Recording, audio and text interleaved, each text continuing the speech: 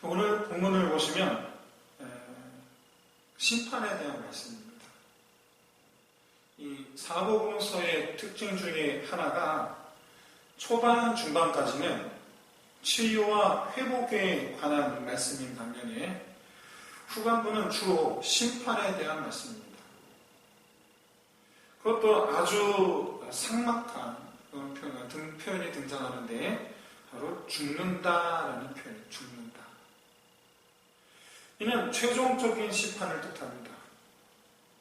왜냐하면 예수님의 십자가 사건이 바로 앞에 다가와 있는데 이 십자가는 둘 중 하나를 요구해요.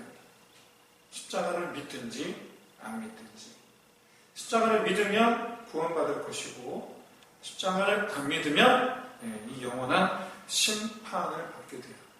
그래서 사복음서는 죽는다, 즉 이 마지막 최종적인 심판을 가리키는 표현이 후반부에 계속해서 등장하게 됩니다. 그래서 굉장히 우리 마음이 성경을 읽다 보면 마음이 불편해요. 심판을 받는다. 이 후반부가 이 성경의 사복음서의 후반부가 비록 우리에게 이렇게 좀 많은 부분에 있어서 좀 불편한 또는 부담스러운 그런 마음을 줄 수 있을지 모르지만 한 가지 중요한 것은 이 말씀이 우리 얘기가 아니면 되는 거예요. 우리 얘기가. 우리는 십자가로 말미암아 구원받았다. 그러면 구원받는 인생을 살면 되는 거예요. 비록 이렇게 말씀으로 보면 우리가 뭐 잘못한 것 같고 그래서 그런 어떤 마음의 어려움이 있을지 모르지만 한편으로는 어떤 사람이 이 최후의 심판의 대상이 되는가 그것을 명확하게 밝히고 있으시기 때문에 우리 성도 여러분들은 그 대상이 내가 아니라는 사실에 감사하거나 혹은 내가 그 대상이 안 되도록 힘쓰면 되는 거예요. 그래서 하면 돼요. 여러분 심판의 대상이 아니다라는 것은 곧 무엇을 의미합니까? 남은 길 오직 하나예요. 바로 구원받은 인생 아니에요. 구원받은 인생. 그래서 모쪼록 오늘 본문을 통해서 우리 심판이 아닌 구원받은 은혜에 감사 충만하시기를 바랍니다. 아울러서 날마다 그리고 더욱더 이 심판의 길에서 비켜서게 하시는 은혜가 함께 하시기를 주의 이름으로 축원드립니다.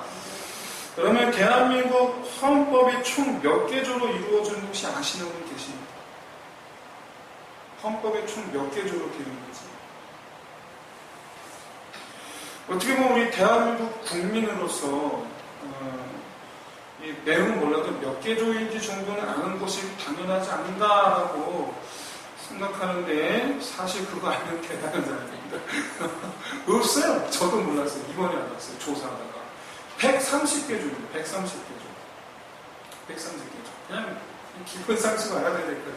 어디 가서 대한민국 국민이라고 말하려면 그 정도는 말할 수 있어야 될 것 같아요. 저도 몰랐어요. 이 정도는 다 아실 것 같아요. 대한민국 헌법 제1조 내용 다 아시죠? 헌법 제1조 다 아시죠? 뭡니까? 총 2개 항으로 되어 있어요. 1항, 대한민국은 민주공화국이다. 2항, 대한민국의 주권은 국민에게 있고 모든 권력은 국민으로부터 나온다. 여러분, 이렇게 우리나라의 대한민국 헌법 제1조는요, 우리만 그런 게 아니고 민주주의를 표방하는 전 세계 모든 국가가 거의 다 대동소이합니다. 이 나라는 민주국가. 거의 다 대동소이해요. 이건 무슨 얘기냐면 이 대한민국 헌법 제1조는 대한민국이라는 나라와 대한민국에서 살아가는 국민들에 대한 정체성이에요. 정체성. 지난날에 우리나라 국민들은요, 이 민주주의를 수호하기 위해서 참 많은 일들을 했습니다. 해냈습니다. 이 민주주의를 수호하기 위해서 앞장섰던 이들, 그리고 그것을 따르는 이들이 한마음 한뜻으로 품었던 것이 바로 무엇이냐면 이 헌법 제1조예요. 우리나라는 민주주의 국가다. 그리고 권력은 국민으로부터 나온다. 이거예요. 이거 붙잡고 민주주의 운동을 벌였었어요. 그렇기 때문에 우리나라를 비롯해서 전 세계 여러 나라에서 독재를 비롯해서 이 민주주의를 침해하는 행위에 대한 저항 운동이 일어났을 경우 정권이 그 저항 운동을 이겨내지 못했던 이유는 바로 뭐냐면 헌법을 자기들 입으로 부정할 수가 없어서요. 자기들 입으로 헌법을 부정할 수가 없어서. 그래서 물러날 수밖에 없었어요.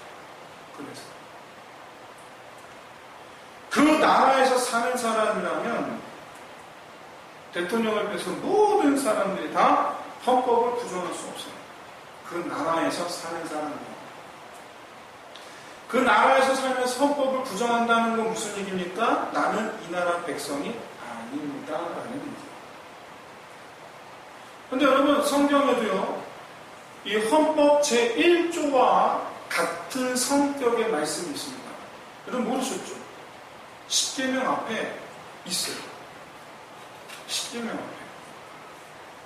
하나님께서 십계명을 주시기에 앞서서 왜 이 십계명을 지켜야 하는지, 그리고 더 나아가서 이스라엘이 하나님 백성임을 잊어버리지 않게 하시려고 하실 때마다 하시는 말씀입니다. 십계명 주실 때도 말씀하셨고 이후 계속해서 선지자들이 계속해서 해오던 말이에요. 바로 뭐냐면 나는 너를 애굽 땅 종되었던 집에서 인도하여내 내 하나님 여호와이라. 이 말씀입니다. 너를 애굽에서 건져낸 네 하나님이라. 이 말씀을 계속해요. 선지서 보세요. 12선지, 대선지, 소선지에서 계속 말씀하세요. 그리고 이 말씀이야말로 십계명을 지켜야 하는 이유예요. 거꾸로 하나님이 내 하나님이 아니면 십계명 안 지켜도 돼요. 안 지켜도 돼요. 그런데 그 하나님이 내 하나님이라 지켜요. 하나님의 백성, 그리고 더 나아가서 하나님의 백성으로 살아야 하는 이유예요. 하나님 나라에서 사는 사람이라면 반드시 수호해야 하는 말씀입니다. 반드시 수호해야 하는 말씀.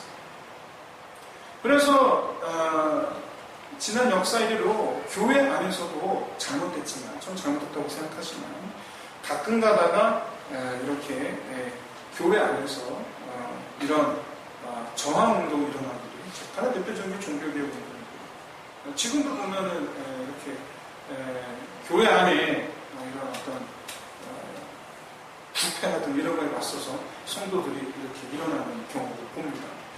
정당성 여부를 떠나서 그럼 왜 그런 성도들이 이렇게 들고 일어나는가?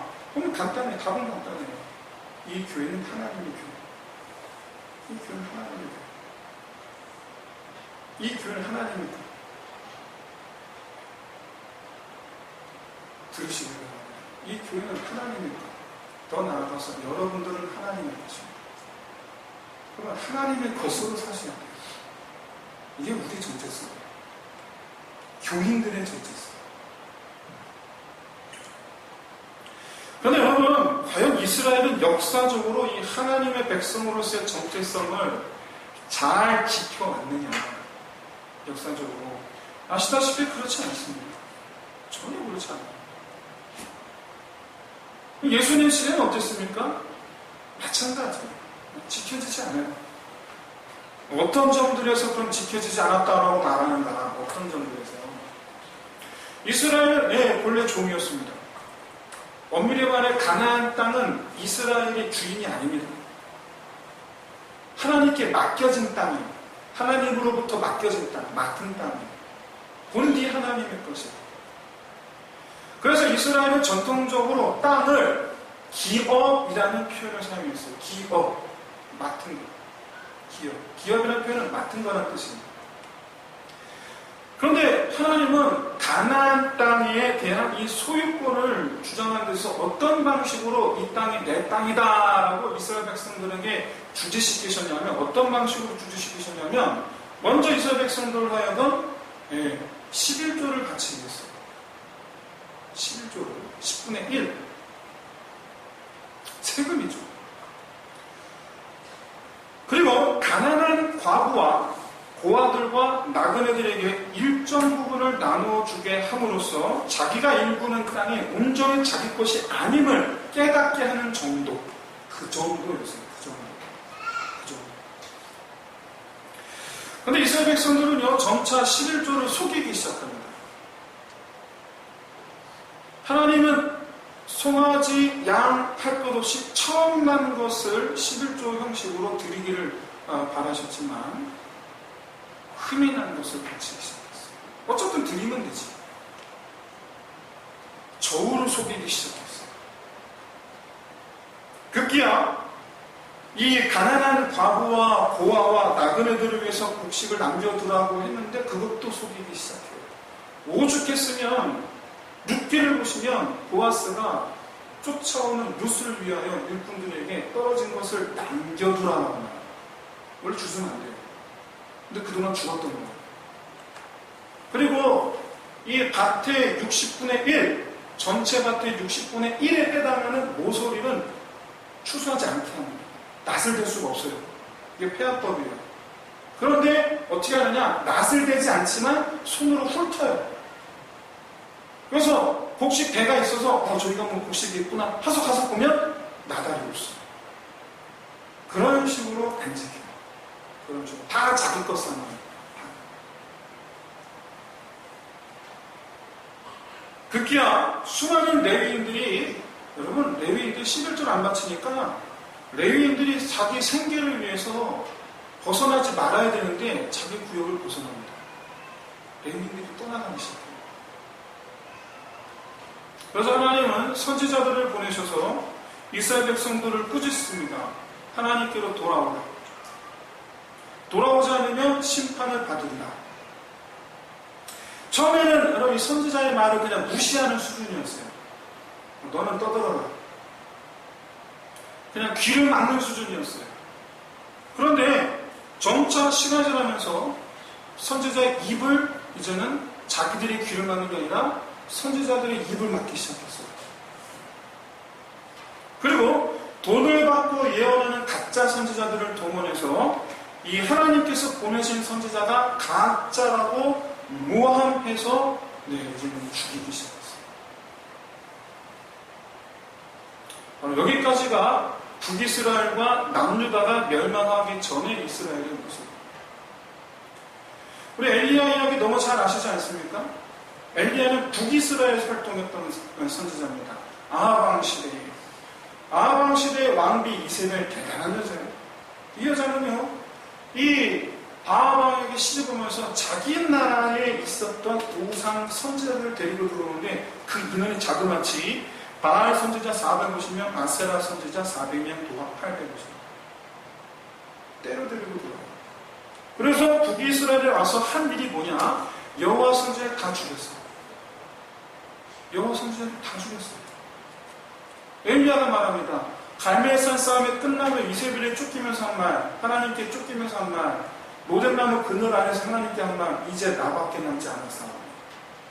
하나님께서 말씀해, 무슨 소리야? 내가 너를 위해서 7천이나 늘거든. 어쨌든 이세벨 다 죽였습니다. 그러면 이렇게 하나님의 선지자를 죽이는 일에 왕조가 나섰어요. 왕조가. 그렇게 해서 선지자가 살해당하는 일이 비일비재하게 일어났던 이 북이스라엘, 남주다 말고 북이스라엘은 어떻게 됩니까? 북이스라엘을 아수르가 멸망시키는데 아수르는요 혼혈주의 정책을 사용합니다. 그래서 이스라엘 혈통이 다 사라져버려요. 없어요. 이번엔 남유다. 남유다는요 선지자를 대놓고 죽이지는 않았습니다. 하지만 돈을 받고 예언하는 이 가짜 선지자들 이용해서 경고의 심판을 선언하는 이 여호와 하나님 선지자들을 핍박하고 광에 가두어버리고 이해를 못하게 막습니다. 하나님 우리에게 복을 주시는 하나님이시다. 살아계시면 다 똑같아요. 복 받는 얘기만 듣고 싶은가 봐.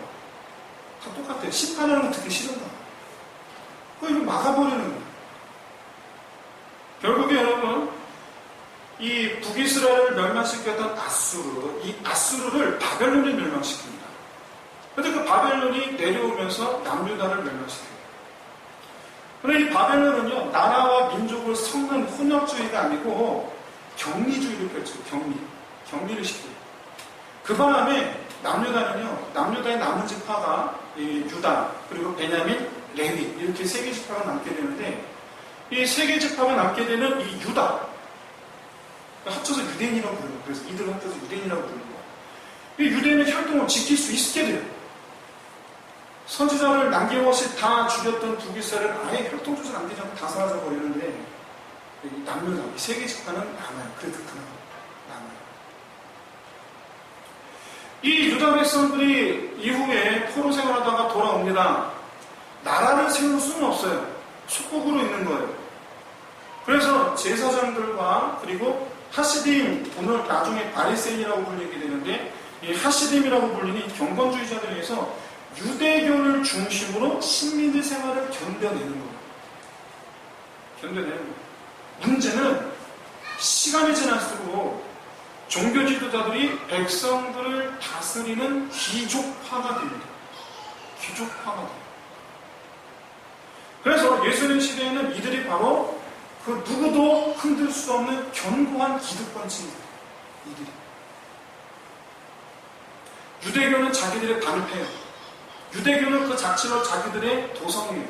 유대교는 그 자체로서 자기들의 부유함을 상징하는, 부유함을 갖다다 주는.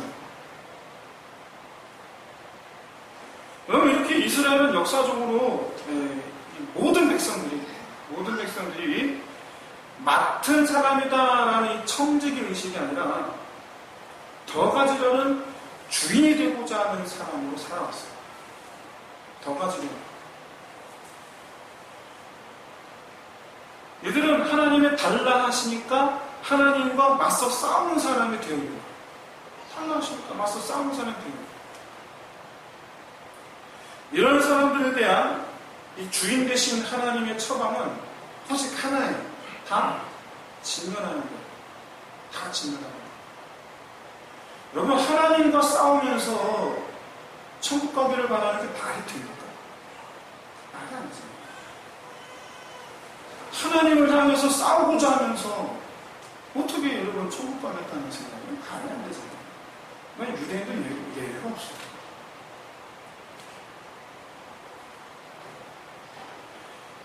그리고 다른 사람들에게 포도원을 맡기는 거예요. 오늘날 그리스도인들.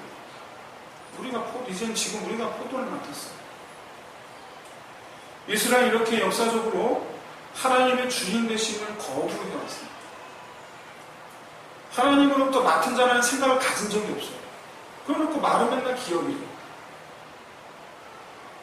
정말 어처구니 없는 것은 하나님께 드리는 것을 빼앗긴다라고 생각을 했어요.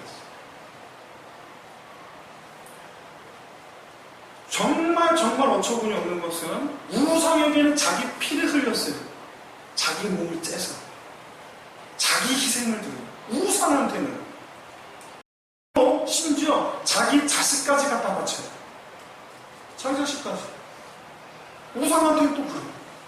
정말 어처구니가 없는 거죠. 여러분, 과거 이 선지자들을 핍박했던 이스라엘의 역사를 누구보다 잘하는 사람은 바로 당사자들입니다. 자기들 더 잘 알아요. 우리 원래 그렇게 살았지. 그래서 이 비유를 듣고 하는 말이 그렇게 되지 말아지이다. 뭐가 그리 되지 말아지이답니까? 뭐가? 네.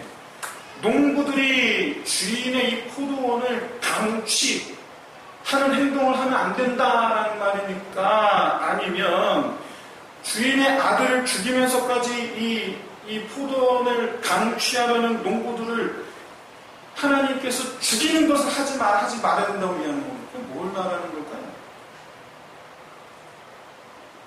자기들이 이미 주인의 포도를 강취해 오는 역사를 가지고 있어요. 그렇기 때문에 이들이 그렇게 되지 말아지이다라고 말하는 것은 주인에 의해 심판받는 일이 일어나지 말아지이다라는 얘기예요. 참 뻔뻔하죠. 그러나 이렇게 말하는 예수님, 이렇게 말하는 이 백성들에게 예수님 뭐라고 답하시는가? 시편 118편 22절이죠. 이렇게 말씀하시죠. 건축자를 위해 버림받은 돌, 머릿돌이 되리라 하면 이게 무슨 말이냐? 그리고 이 돌에 의해서 포도원을 강취하려는 자들은 다 깨어지고 가루가 되리라. 이 말은 그렇게 되리라고 이미 시편에서 이미 말씀 선언하셨고 이미 이것을 선언하시는 것이고 하나님의 말씀은 결코 버림받지 않으리라. 반드시 이루어지리라. 라는 반드시 이루어지리라. 그렇게 되리라.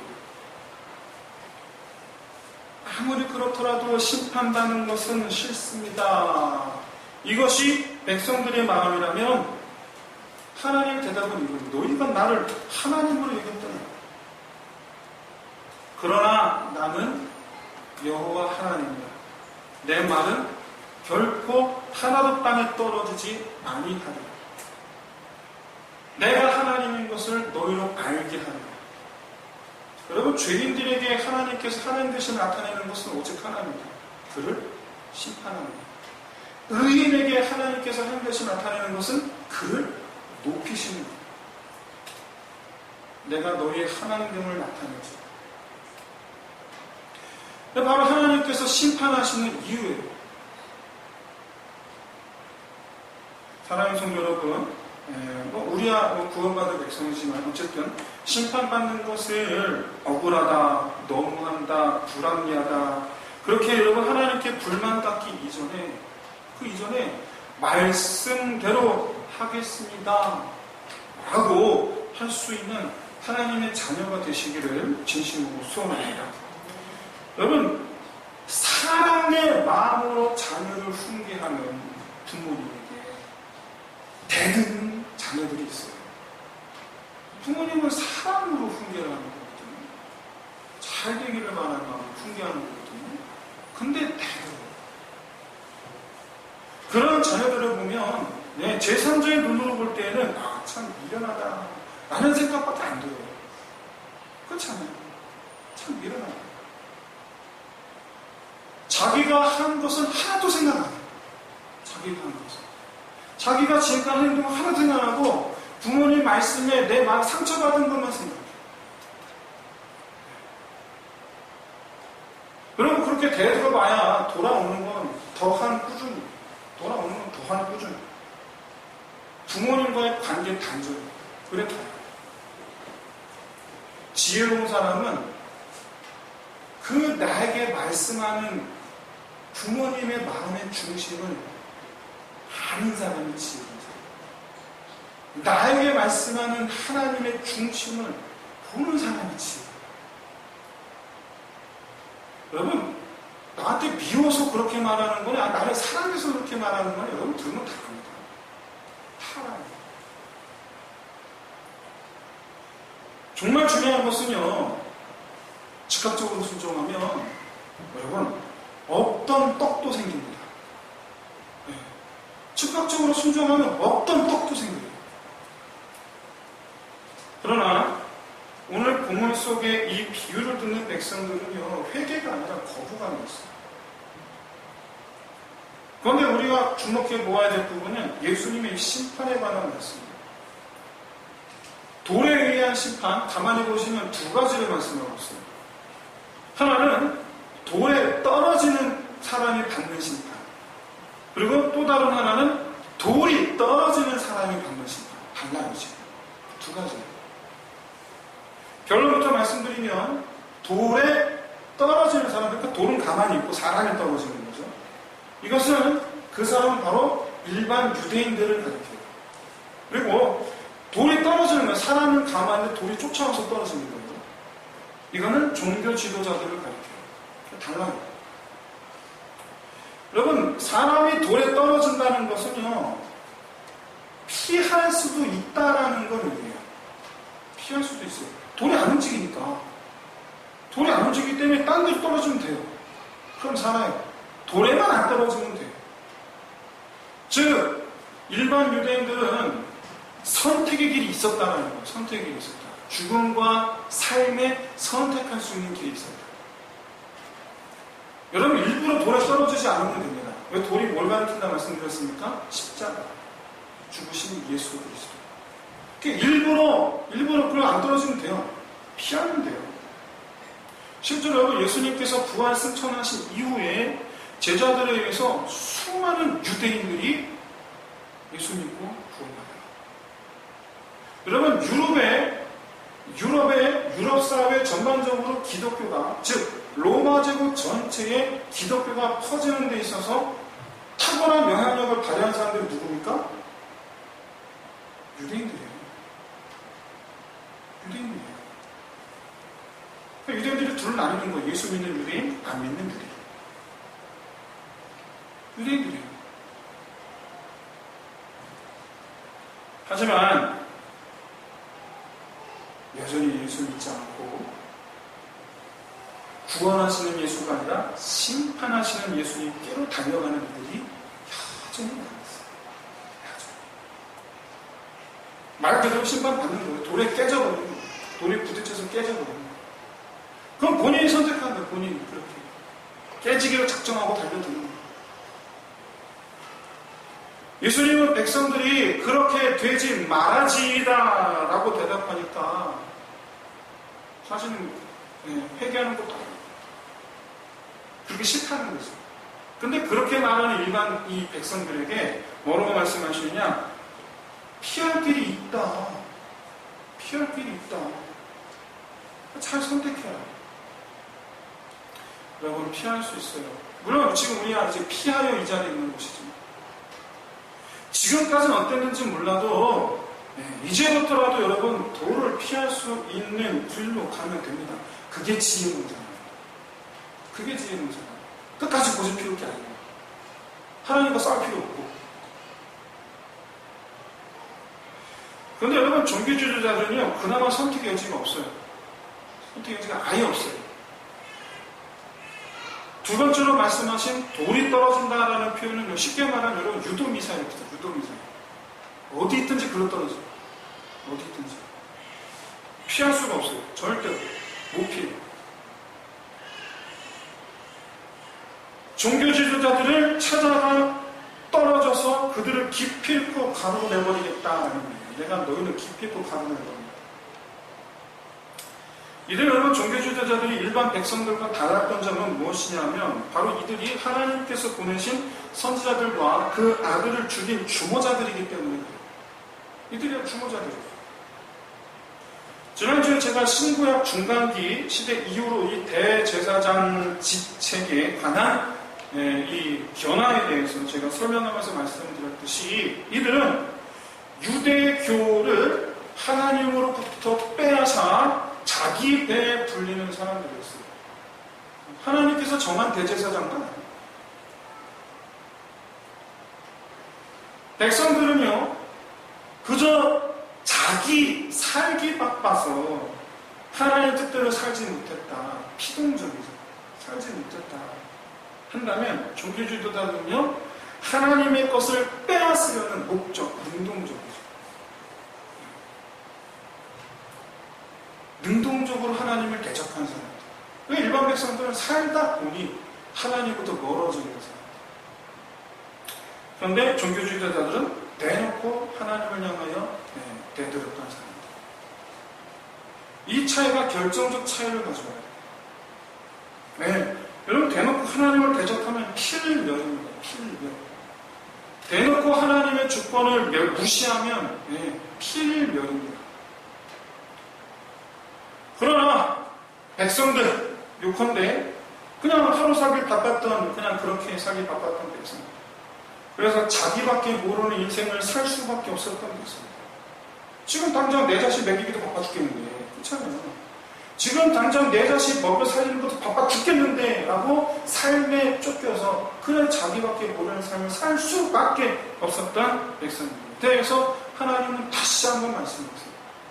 내가 종되었던 너를 구원한 네 하나님, 너를 구원한 네 하나님. 사랑하는 성도 여러분, 돌아보면 지금까지 모든 것이 다 하나님의 은혜임을 깨닫는 사람이 복이 있습니다. 그렇게 여러분 참으로 복된 주의 자녀 되시기를 진심으로 소원합니다. 그래서 지금까지 살아온 게 하나님 은혜예요. 신앙생활에 있어서 가장 중요한 게 뭐냐? 다른 거 아니에요. 우리가 하나님 앞에 살아가고 있다는 사실입니다. 하나님께서 보신다는 사실이에요. 제가 우리 교회, 정말 대한민국에서 우리 교회만 이거 갖다 붙여. 이렇게 이름 기는 거죠. 하나님 보시기에 좋은. 제가 이거 왜 갖다 보면 우리 교회 정체성을 나타내려고 제가 갖다 붙인 거예요. 전국에서 우리 교회밖에 없어요. 하나님께서 보시기에 좋은. 하나님 눈을 피할 수가 없어요. 마음을 보시고, 생각을 보시고, 다 아십니다. 어떻게 피해? 그렇기 때문에 우리의 중심이 어떠한가 스스로 살필 줄 아는 지혜가 필요해요. 헌법 제1조, 신앙 헌법 제1조. 우리는 종이었다. 그런데 하나님께서 우리를 구원하시고 우리 하나님이 되셨다. 이게 신앙 헌법 제1조예요. 나는 하나님의 것이다. 오늘 본문을 보시면 하나님은요, 단 한 번 경고하시고 순종하지 않음으로 즉각적으로 심판하시느냐? 아니죠. 보내고 또 보내고. 오늘 여러분 이해가 안 될 정도로 오래 참으시고요. 자기 종들을 보내시고 또 보내시고 아들을 보내면 되겠지 하며 끝까지 일꾼들이 마음 돌려 세우기를 기대하시는 하나님으로 나타나요. 끝까지 기대하시는 하나님. 그런 하나님의 마음에 상처 주는 것, 바로 들은 채 만지하는 것, 끝까지 듣지 않는 것. 결과는 정해져 있어요. 정해져 있어요. 우리는 하나님 나라 백성입니다. 만일 나는 하나님 나라 백성하기 싫습니다.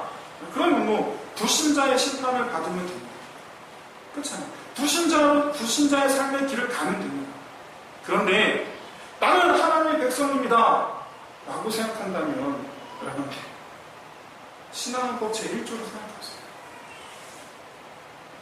하나님을 기만하면 안 돼요. 그래서 하나님을 속여요.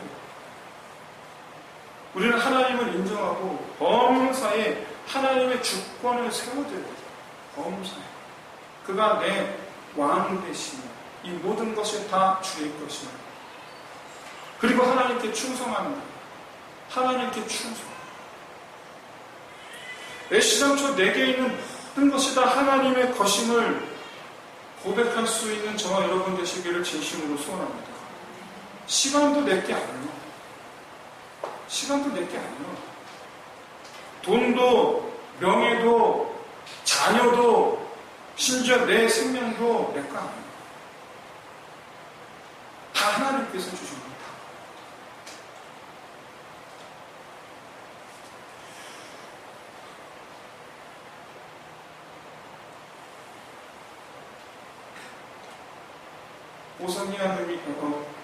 오성 이양복이 귀향을 가면서 한 말 던졌습니다.